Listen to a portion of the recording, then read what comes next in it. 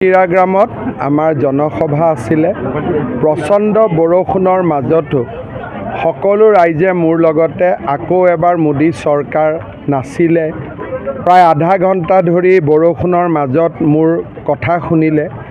ইয়ে প্ৰমাণ কৰিছে যে কোকৰাঝাৰ লোকসভা সমষ্টিৰ ৰাইজে নৰেন্দ্ৰ মোদীক প্ৰধানমন্ত্ৰী হিচাপে বিচাৰিছে আৰু UPPL দলৰ প্ৰাৰ্থী জয়ন্ত বসুমতাৰীক সাংসদ হিচাপ বিচাৰিছে।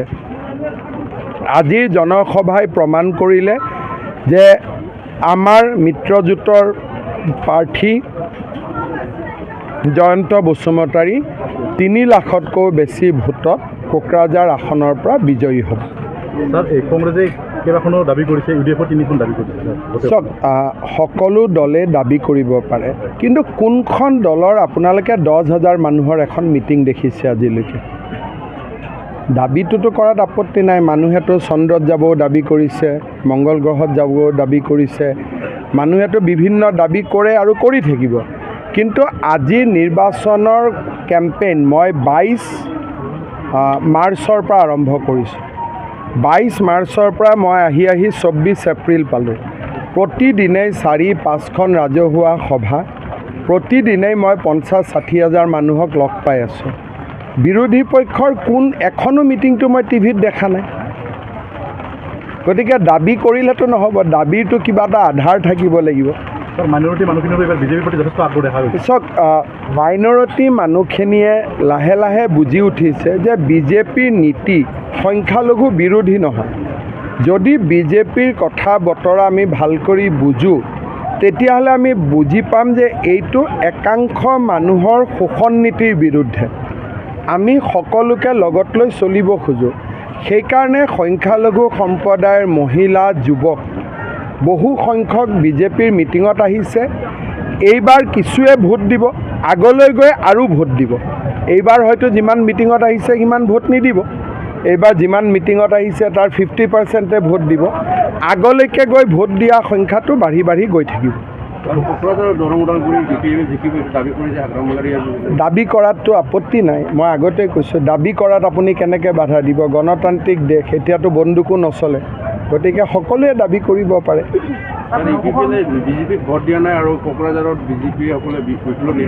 চাওক, দৰং ওদালগুৰিত আমি 4 লাখ ভোটত জিকিলোঁ আৰু বিজেপিৰ মুখ্যমন্ত্ৰীয়ে পানীত ভিজিও UPPLৰ হৈ প্ৰচাৰ চলায়ে আছে। ইয়াতকৈ আৰু উত্তৰ কি দিব লাগিব? বহুত চাইলেণ্ট ভোটাৰ আছে যোনে আমাক দিব। ধুবুৰীত মই এতিয়ালৈকে কেম্পেইন কৰা নাই, পৰহিৰ মই যাম, তেতিয়া গম পাম। ষ্টাৰ কেম্পেইনাৰ প্ৰমোদ বড়োৱে আৰু আপোনাৰ নেতৃত্বত অসমত আৰু বিহাৰত শান্তি স্থাপন হ'ল। পৰৱৰ্তী মোৰ লক্ষ্য যে আলফাৰ পৰেশ বৰুৱাকো আলোচনাৰ মাজলৈ আনিব লাগে। অসমখনক শান্তিৰ এটা দ্বীপলৈ পৰিৱৰ্তন কৰিব লাগে। মোৰ এইটো আধৰুৱা কাম। পৰৱৰ্তী সময়ত তাক সম্পূৰ্ণ কৰাৰ বাবে মই চেষ্টা কৰিম। ফকীৰাগ্ৰামতো হ'ব লাগিব। আজিতো মই ক'লোৱে যে গুৱাহাটীত হ'লে নহ'ব, ফকীৰাগ্ৰামতো হ'ব লাগিব। খালি ব্যৱসায়ীখিনিৰ ঘৰ মাটি নোযোৱাকৈ হ'ব লাগিব। মই তেনেকৈ বিৰোধীৰ প্ৰভাৱ দেখা নাই, কিন্তু 2-এটা চিটত বিৰোধীক পাইছোঁ। নোপোৱা বুলি ক'লেতো ভুল কৰা হ'ব। কৰিমগঞ্জত বিৰোধীক পাইছোঁ, নগাঁৱত বিৰোধীক পাইছোঁ। একেবাৰে বিৰোধী নোপোৱা বুলি ক'লে নহ'ব। কৰিমগঞ্জ আৰু নগাঁও আসনত আমি যথেষ্ট বিৰোধীৰ প্ৰত্যাহ্বানৰো সন্মুখীন হৈছোঁ। যোৰহাটত হোৱা নাই। যোৰহাট আমাৰ নিজৰ চিট, গতিকে যোৰহাট ধুনীয়াকৈ পাৰ হৈ গৈছে। তেওঁলোকৰ লগত IB য়ে যথেষ্ট আলোচনা কৰি আছে আৰু তেওঁতো এতিয়া মুক্ত মনে আছে। তেওঁতো এতিয়া কোনো কাৰাৰুদ্ধ হৈও থকা নাই। তেওঁ খোলাখুলিকৈ আছে। কিন্তু তেওঁৰ আলোচনাটো অকল অসম চৰকাৰে কৰিব নোৱাৰে, তাত পশ্চিমবংগ চৰকাৰো ইনভলভ আছে। দুখন প্ৰদেশ। সেইটো অসমৰ অকল সমস্যা নহয়, 2খন ৰাজ্যৰ সমস্যা। সেইকাৰণে কেন্দ্ৰীয় চৰকাৰে এইটো আলোচনা কৰিব লাগিব। বিজেপিৰ মিটিঙত মহিলাসকলৰ যথেষ্ট অংশগ্ৰহণ দেখা গৈছে। মহিলাৰটো আশীৰ্বাদ 100%। আৰু মহিলাই এইবাৰ বাধ্য কৰাই আছে ঘৰত পুৰুষক যে বিজেপিকে ভোট দিব লাগিব। বহুত বহুত